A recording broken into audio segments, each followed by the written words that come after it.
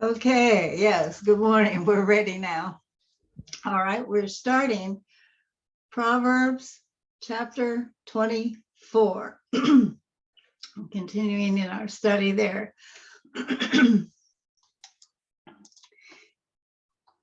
And of course, we've been reading every day. If you're not continuing to read in Proverbs, I hope you're reading something in the Bible every day. And remember, always be ready to take your notes and hear what God is saying to you, and write things down and see what each verse has something special for you. All right. So now we're talking about different warnings and teachings that he's giving us. He's giving us counsel now. Before he was giving us comparisons. Now he's giving us counsel on various things. Many of the same topics, just continuing. Okay. We're learning to live with skills. All right. Proverbs 24. It says, don't be jealous of evil people and don't want to be with them. Often we hear about maybe a famous person that we like their music, we like their acting, whatever, and then we hear that they're doing bad things and we continue to follow them. And it says here, don't follow people that are not doing right. Even if you like their music or like whatever, don't continue following them because their hearts are only seeking trouble. And in the end, bad for all. Okay. Now, through wisdom, we should build our house. Now, when you start to build a house, what do you build first? Foundation, right? Okay. And then we build on it, the first level, then the second level, then the top. So we build it, but he tells us to build things wisely and know that each room will have a purpose and will be filled with something. So think about the house we're building, not only your physical house, but your spiritual house. How are you building that? Okay. Oops, where we go? A wise man. Sorry. The wise man is strong, and they have knowledge. And we started in the very beginning in our first Proverbs talking about knowledge and understanding and wisdom.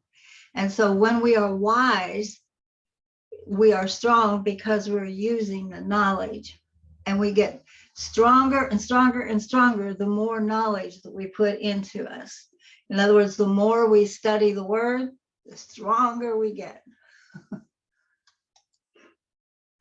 Don't go to a fight or a war without wise guidance. And we talked last week about needing counselors and people to encourage us.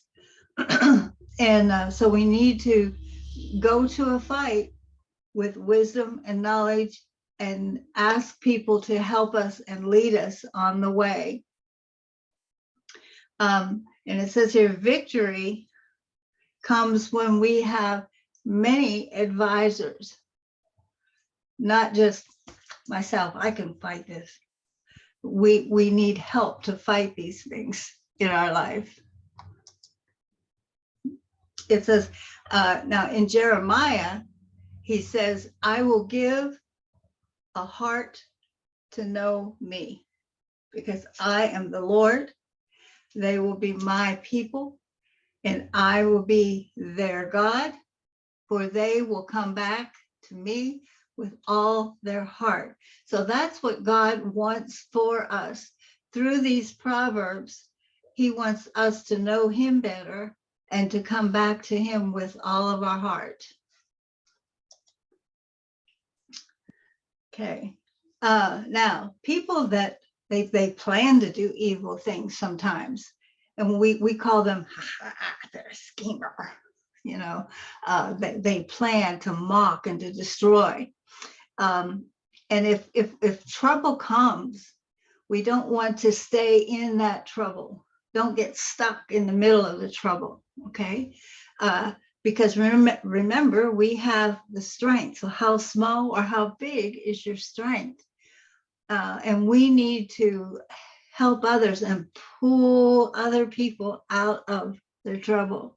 That's why we need counsel together to help one another, to pull each other out of trouble, to keep them from being led to death, because Satan, he'll pull them out if we don't help them. We are here to help others, and other people are here to help us, okay? And we can't say we didn't know anything about this, because we have the Bible. We have the book. We can read it. We can hear preachers. We can have it all. So we can't say, oh, I didn't know. I don't know. You know, that's an excuse. Because God knows all, and he helps us through all. And he will pay because of what we do. So just keep our eyes, our focus on God, help ourselves, help others. Honey, I like honey. Do y'all like honey? Yeah. Yes. Honey, he's telling his son here, eat honey because it's good. And you know, the doctors and medical tell us that there's so much good in honey. And the Bible talks about honey a lot. And the bee and the honey, it's good. And it's the same way that honey is to our body. Wisdom is the same for our soul, for our spirit. So think wisdom is a honey for my spirit. Okay. There is a future, there's hope. Always we have a future and we have hope. Maybe we can't see it right now, but it's there. Okay, we have future and hope. Don't just say, well, I'll wait and see if God will do something. I'll just wait for God. No, don't just wait. Because if we just wait, wicked will come and try to attack us. So we need to have that resting place.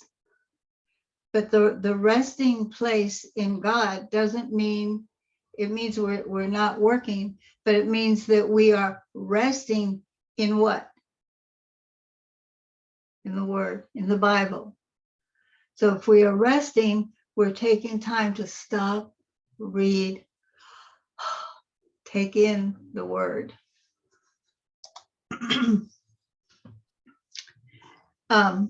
Did you ever feel like you failed at something? Did you ever fail? I have. I failed. We all fail. But it doesn't mean that we are a fail person. It says the righteous man can fail 7 times and then get up again. The problem is not failing. The problem is not getting up again. We need to continue to get up, because God will bring success if we just get up and go again. Jesus got up and went again. We need to do the same.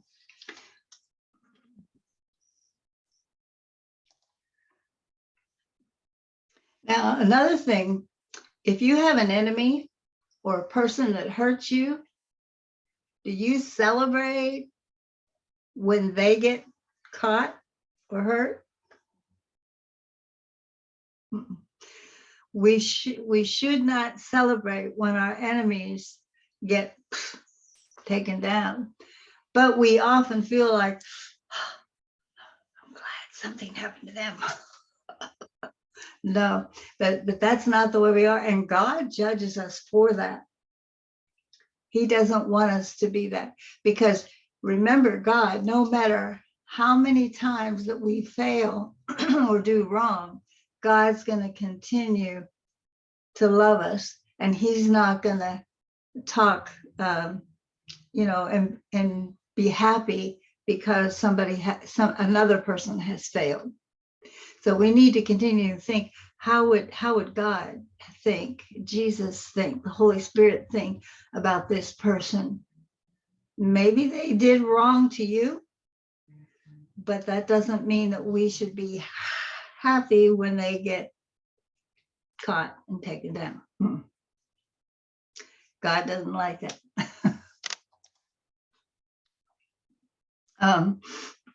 Don't worry because of what evil people will do to you. Don't worry about that. And also don't be jealous of things that happen or that you don't get, because that evil person's lamp will go out. So don't be envious, jealous of that person. Just wait. God will, in God's time, take out their light. Okay. And then remember he's talking to his son. He says, oh, my child, fear the Lord, the King. Don't fellowship with rebellious people. Because if we run with rebellious or bad people, we will become like them. So don't continue with those bad people because we don't know what punishment will come, but I promise punishment will come for those bad things. So if we are wise, don't be judging. Judging is not good. We've talked about that before. And so he's telling him, if you're wise, you're not going to judge. Now he's going to talk about our character.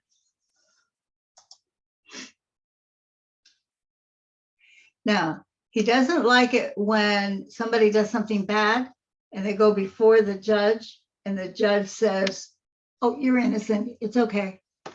Let them go free. What? He said the people won't like that. Oh, and we've seen that happen just in our world now. We see that happen often. People that do bad things and then they're caught, and then the judge says, oh, it's okay, go free.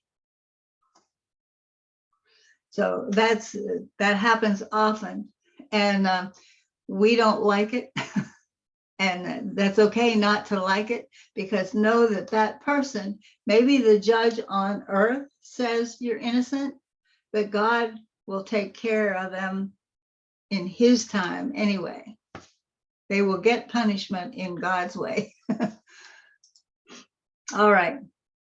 And then if a judge, if he punishes the guilty, he will be successful. And we will say, oh, he's good, because if people do bad things, that judge will punish them. So that's good. But then I like this one. The honest answer is like the kiss of friendship. You know, like this little boy and girl, they are innocent. And that kiss is just, it's not sweetheart, it's we are friends, my friends. And so that's why we need to continue being honest and truthful in everything. Now it says to finish your work outside and get your fields ready. Now that means whatever work you do outside of your home or your house, why do you work? Why do you work? Don't you work so that you can buy food, so that you can keep your house? Yes, and so you can drive your car, all of that. That's why we work. And he tells us, he says, finish that work. It's okay, continue it, finish it. But then after that, remember to build your house. In other words, keep things at home. Take care of things at home. Even if you work outside, take care of what's at home. Okay. And then also our neighbors. Do you ever get angry with a neighbor? Sometimes. But don't go to court, testify against your neighbor, or try to get even. I'll get even. My neighbor did this, so I'm going to do this. I'm going to get even. So we should not try to get even. Now, we've talked a lot in this study about the lazy, the sluggard. It says he doesn't take care of his field or his vineyard, and he gets thorns, thistles, weeds, all of that. When you're lazy and you don't take care of those fields, you get all kinds of things that will come and destroy what you have planted. So also that one who's lazy, he likes to sleep all day, wake up 2 PM. It's time to party. Oh, I'll take care of that work later, put it off. But a little sleep, rest, not work, he will become poor, because all of that will be destroyed because he doesn't take care of it. And it says he'll come like the thief, and it'll be stolen from him. And maybe that's the way he'll try to make his living. He says, I don't want to work outside. I don't want to work that job.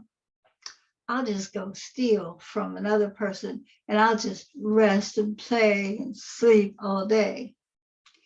But when it's finished, he will be poor when it finishes. In other words, he will get what's coming to him. Okay. This is a prayer that is good for many of us to pray. It says, I pray that I'm not slothful, and it's not all about myself, for I know that leads to trouble, okay, and sorrow and destruction. Help me stay pleasant and feeling good in my heart, that my soul will grow with your spirit living inside me.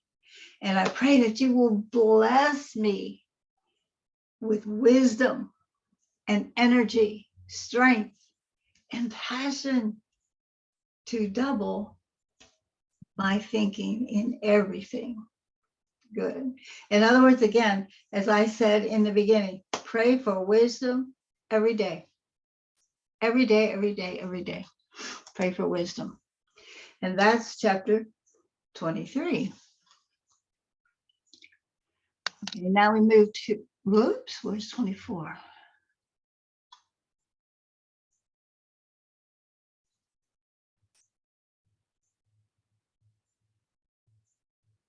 No, that was 24, right? That was 24. Yeah. Okay. 25. All right. Again, more warnings and teachings And now he's focusing on Proverbs. And what is a proverb? It's something good for us to know. It's something for us. It's a proverb. So he's continuing with that. It's a blueprint for living. That's what Proverbs is. It's our blueprint for our life.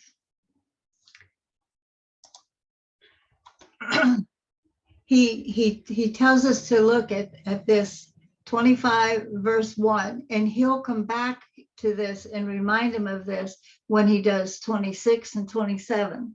It says, these are the Proverbs, the sayings of Solomon, and he was the man of Hezekiah, king of Judah. And so he's saying here that Hezekiah is the person who maybe wrote a lot of this down, but it came from Solomon. Okay, so these are the sayings, the Proverbs of Solomon. There's this is a verse in John 21 verse 25, and it says there's also many other things that Jesus did and that should be written. Okay, that the world couldn't hold all the books if they wrote everything about Jesus. You know, we have the Bible, and it tells us so much about Jesus. And like Matthew, Mark, Luke, John tell us about Jesus' life, but you know, it's only a little bit. It doesn't tell us all the many wonderful things that Jesus did. And the same thing here, Solomon was giving them Proverbs, but it's not everything that we need to know. There's so much more. Okay. Now, it's glory of God to conceal, to keep things, but the honor of kings is to search out things. In other words, God in his glory just holds on to things and shows us, but the kings are always searching for more. Okay.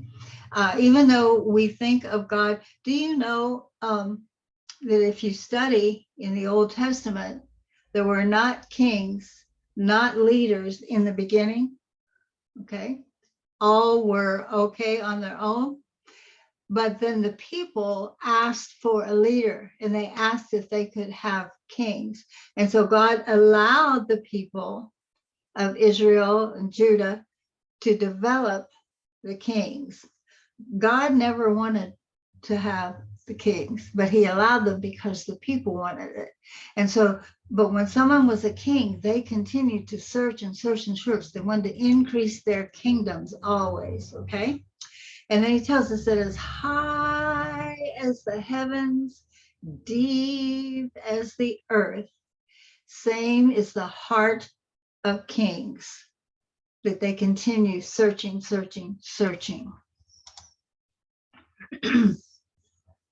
But we should show us the right path.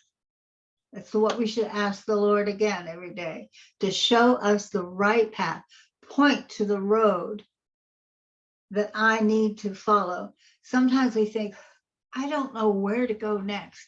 I don't know what to do next. And so sometimes we need to just wait a little bit and wait. And then at the right time, God will show us where to go next, when to go.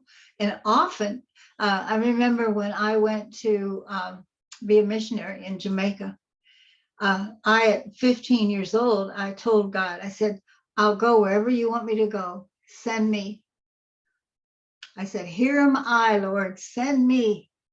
And then I got a job. I was working. I went to nursing school for a year, various things. And I said, but I'm still waiting, waiting. And then it was like 4 years later, I saw a person talking about a trip to Jamaica. And I knew that God said, go. So I went on that missionary trip. And then on that journey, God said, stay here. This is where I want you. That's where I started working with the deaf. The School for the Deaf in Jamaica is where I started in ministry. But when it happened, I took that journey, and 2 months later, I was there in Jamaica living and working at the deaf school. So when we ask him to show us the path and it doesn't happen, waiting. But when it shows up, be ready to go, ready for me to follow. Lead me by your truth. We continue studying the truth of the word because you're the God who has saved me. So all day long, I put my hope in you. And then just be ready that when that answer comes, be ready. I said, I'm ready to go. Waited. Now it's time. Go.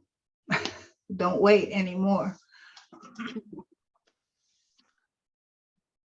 Now, we don't need to necessarily, when I'm waiting for God, it doesn't mean that I need to go in front of the king or the president and stand in front of great, wonderful people.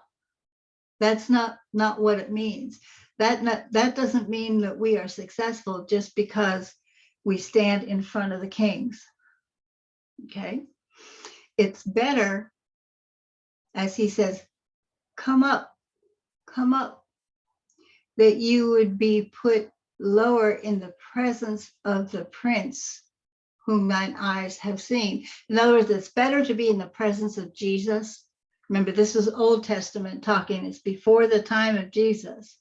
But he's really saying here, it's better to be in the presence of God, the presence of Jesus, than to stand before kings and presidents and all of that. Okay?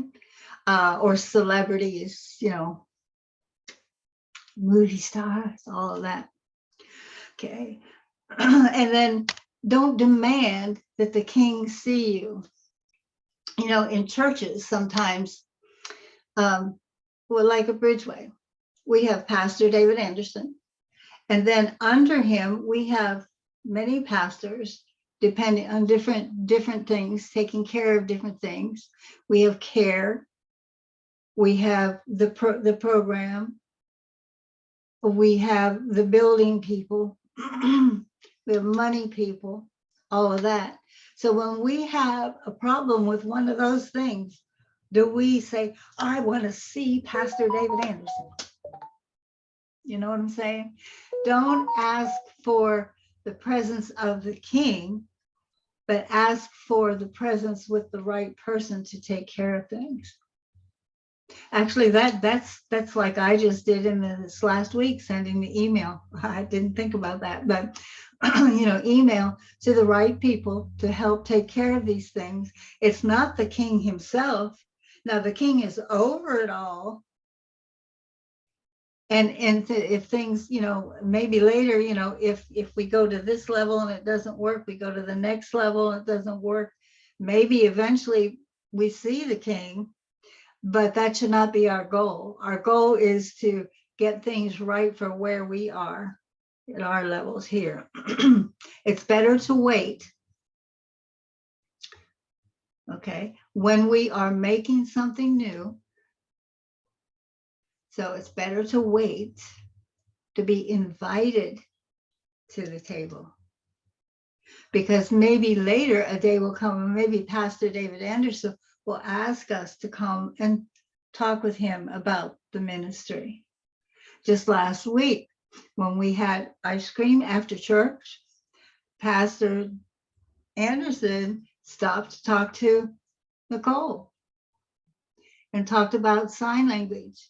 And he knows what's happening. you know, but we don't need to ask, say, I need to see Pastor David Anderson or the King or who, whatever, you know. Be patient, people. Okay. Don't be in a hurry. You know, don't hurry. It takes time to build. It takes time to build. Don't go hurry, because maybe you know what to do, what needs to happen. And like I needed to explain the idea of, we have a line of vision that we need for people to see our hands in sign language, and to see the monitor, and to see the speaker. You know, need to see it all. We know what it needs, but we can't just go in and say, okay, force this. This must happen now. You know, we get people that get anxious, they're in a hurry. Okay. And then your neighbors, sometimes they maybe do something, maybe you think, oh, my neighbor stole from that store. That was my neighbor. And it embarrasses you. Okay. You think, oh, that was my neighbor, but it was not you. Not you. So don't worry about those things that happen around us, you know. And it says, arguing with that neighbor, that doesn't do any good. But you can help the neighbor, you can encourage him, you can tell him and teach him the truth. And that's what we need to do. And if they tell you a secret, don't go tell the neighbor on the other side. Neighbor here tells you secret. You say, oh, okay, I'll keep that secret. Then you go to the neighbor over here and you say, did you know? You know, keep the secrets that people tell you in secret, okay? Because if not, it causes shame on other people, and we don't want to do that, okay? We want to help them increase, you know, successfully. All right, apples. Do you like apples? This Bible verse says, you know, it says apples of gold and silver. It's like a word that's spoken in the right time. And the little phrase, I'm a work in progress, you know, I'm a work in progress, continuing. And I've always heard since I was a little girl that an apple a day keeps the doctor away, because they're healthy and strong. But here he's talking like apples of gold. And you've probably heard that before. And what it means is that they're good words for us. They're sweet things. The apple tastes good. And so what you say, your words, if it's an A-P-P-L-E-S, apples, if it's apples, A means it's right, it's appropriate. P means it's pleasant, it's pleasing to me. Another P means that your words are positive. The L says my words are loving. The E means that your words are encouraging. And S means your words are sincere. Okay, so A-P-P-L-E-S, apples, appropriate, pleasant, positive, loving, encouraging, and sincere. So that's what our words should be, like those apples of gold. Keep our words in these things. If we think before we talk, and we're always appropriate, pleasant, positive, loving, encouraging, and sincere, then we will help others and help ourselves always. Okay, apples of pure gold. Like you have a gold earring or a bracelet or something, you know, we know what gold is. We think of gold is valuable, right? And now, you know, they're talking a lot about money. They're saying, if you have gold, then you're rich, you know, gold. So it's like that gold earring or a gold bracelet or something, that it's wisdom. That's talking about that apple. The apple it's like gold. Okay. Now it says, like the cold snow. Do you like the snow? I do. I love to watch the snowfall. But it's like the cold of the snow when it's time to harvest. It's a faithful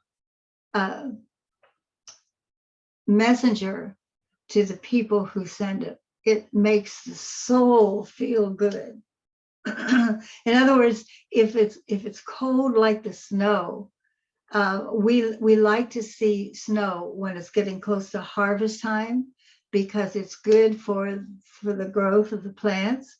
And it says the same way, these apples of gold, they're like that snow in the harvest. They bring good things to your soul.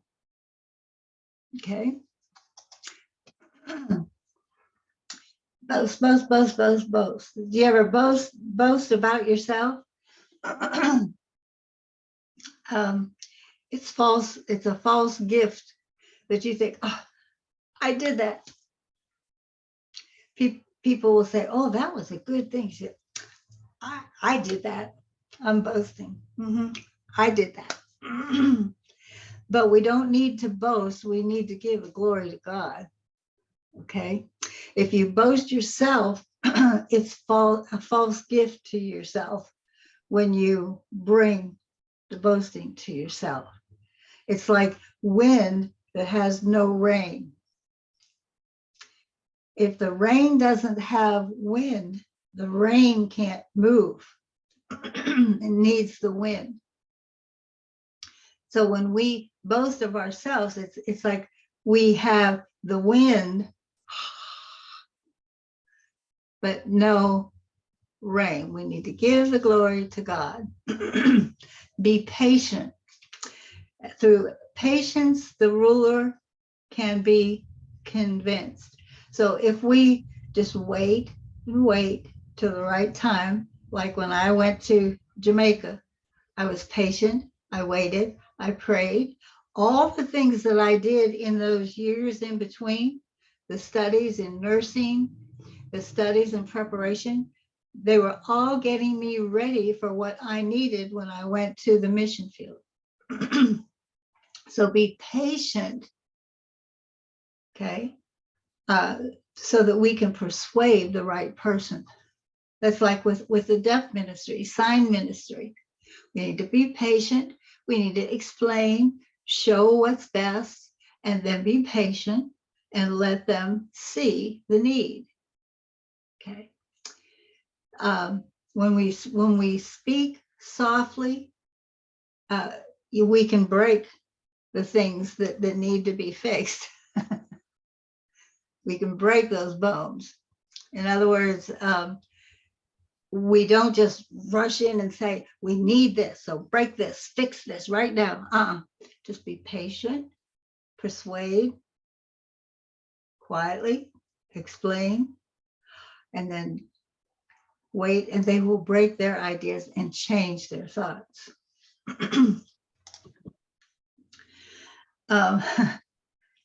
Caterpillars. Okay. Do you ever see them? Yeah. Okay. I always liked to play with them when I was a kid. I would pick up a cat. I would play with them, you know.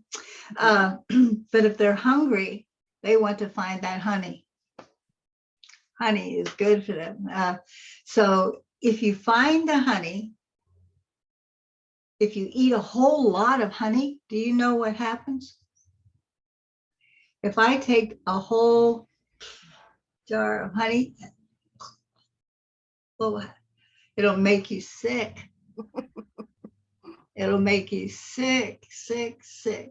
So if you find honey, eat enough that you feel good, but not so much that it'll make you sick. So, and also back, he comes back to the neighbors here. He said, it's okay to have good relationship with your neighbors, but if you're always, I'm at the neighbors, they'll get tired of seeing you. And one day they'll say, I wish you wouldn't come over here all the time. Maybe you have a neighbor like that, or maybe you are a neighbor like that. But just think about other people.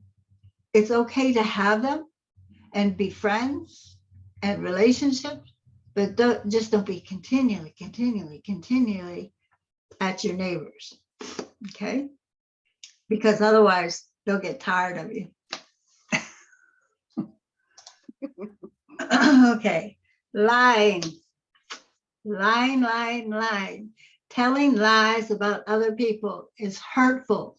They say that the sticks and stones will break your bones, but names will never hurt you. That's a lie.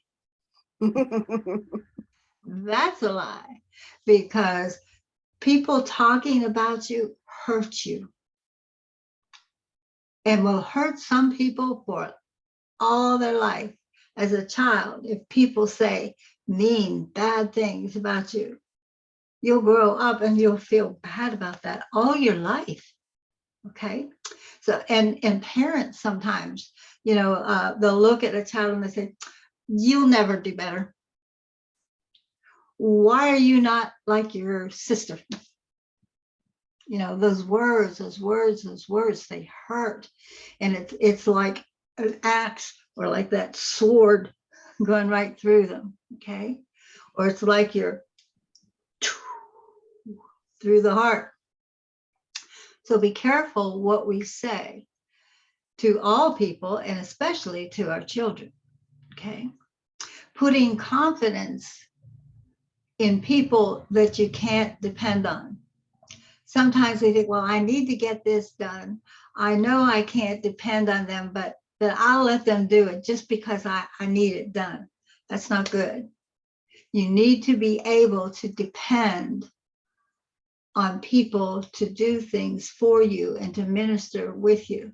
That's like, I can depend on Nicole every Sunday to sign if I need her. I can depend on that. Mm-hmm. But there are some people that they'll say, and not Bonnie also, I can depend on her. You're both good, and one of them, I can depend on you. But that sometimes you'll have an interpreter come in and they'll say, you can depend on me. Oh, but I can't do this. I can only sign for 20 minutes. I can only, and they'll say, if I say I need to be gone on a particular Sunday, can you please help? And I'll say, oh, no, not that Sunday. Because I have to leave quickly to go to lunch with a friend. So I can't sign that Sunday. You know what I'm saying? Be sure that it's people that you can depend on. And if you don't have any, you need to build some. Teach them to be dependable people. Okay. It's like if you have, I have a tooth that broke a few weeks ago. And if you try to chew it, it hurt. Now mine doesn't hurt, but it's like if you break a tooth, sometimes, it's hard to eat. Or if you hurt your foot, it's hard to walk.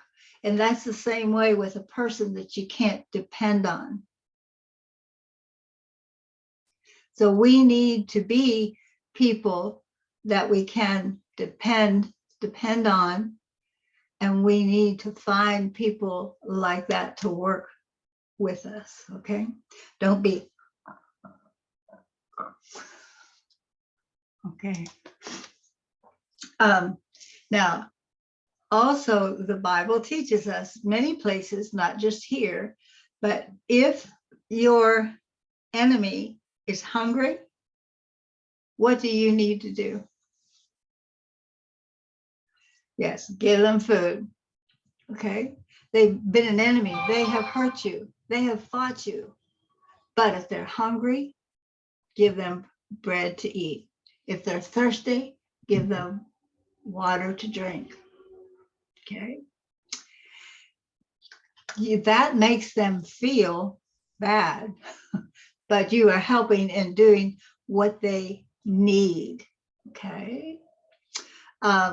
It's like putting fire on their head. They think, why are they being so nice to me? I was so bad to them.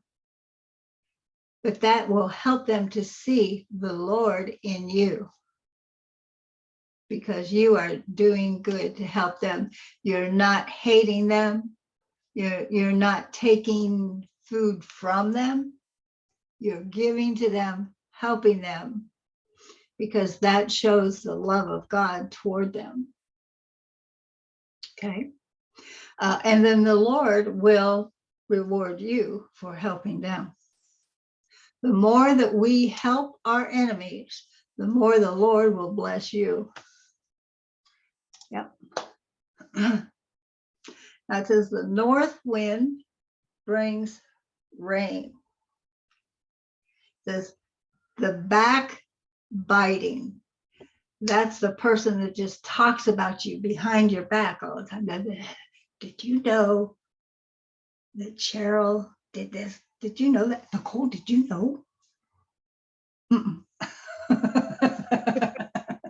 You know, the tongue, that tongue.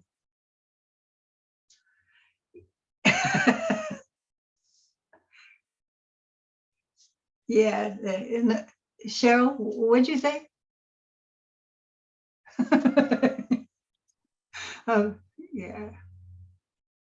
What'd you say about my glasses? Yeah. Oh, you talking about my glasses behind my back? Okay, I see. All right. It's better to live in the corner of the top of your house than with that quarreling wife. How many times has he said this? That it's better to. So don't be that wife that's always arguing, quarreling. Don't be that person. Again, encourage, lift up, and show by example. Okay. All right. Did you ever see a pump like this for water? When I grew up, yeah, my grandmother had this, pump for water. For a well. They had wells. My aunts and uncles had also, and that's where they would get their water. They would have to go out and pump the well. And it says, like the trampled, it means that it's been walked all over and broken in, you can't get good water out of it anymore. So it's like that well, that the righteous man gives way before the wicked. In other words, we get our water out of the well and we continue to pump the well, but the wicked will come and try to close the well. So continue following God. And the scriptures tell us he's the well that will never run dry. So we need to continue in that well.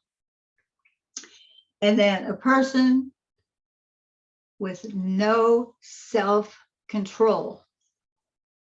Do you know anybody like that? Don't say their name. Okay. But a person without self-control is like a city that just broke it. It's like Jericho after the walls fell down. Okay. So we need to have self-control on our own lives. Again, it's not good to eat too much honey, And it's not honorable for people to seek their own glory. Because if we eat too much honey, we get sick. If we honor ourselves, we lose our own, we're in our self-glory, and we don't give the glory to God. So it's comparing it to the honey. Without self-control, it's like that city that's just broken down. And that's chapter 25. Okay, so that's 24, 25, more and encouraging things to teach us good counsel. I'm going to stop the recording here. Let's see.